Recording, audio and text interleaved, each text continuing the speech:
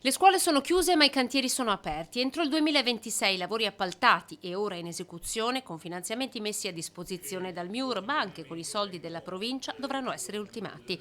Treviso è tra le prime province in Italia a pianificare un parterre di interventi così ampio. Il piano è stato presentato questa mattina nella sede di Sant'Artemio. In parte per ovviare i problemi dettati dal Covid. Ricordo gli interventi fatti in Treviso, che oggi ospita il Besta in via Medaglie d'Oro, a Castelfranco Veneto, la sede del Mafioli, 5 milioni e 8 di fondi propri.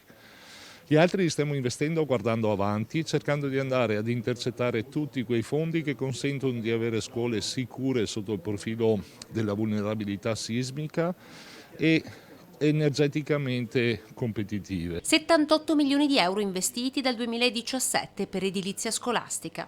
Gli ultimi fondi che abbiamo intercettato vedranno 9 milioni andare in quel di Vittorio Veneto per la realizzazione del nuovo Città della Vittoria, 7 milioni a Pieve di Soligo per il Casagrande e 1,5 milioni che si aggiungono ai 9 già stanziati a Montebelluna per far sì che lo Scarpa e il Mafioli possano trovare una sede in Montebelluna. Una provincia trevigiana che annovera 37 istituti superiori divisi in 76 plessi per un totale di 104 edifici, con gli ultimi arrivati di Treviso in via Ghirada e Castelfranco. Nel 2015 in provincia non c'erano soldi da investire, oggi l'imperativo, specifica Marcon, è accelerare.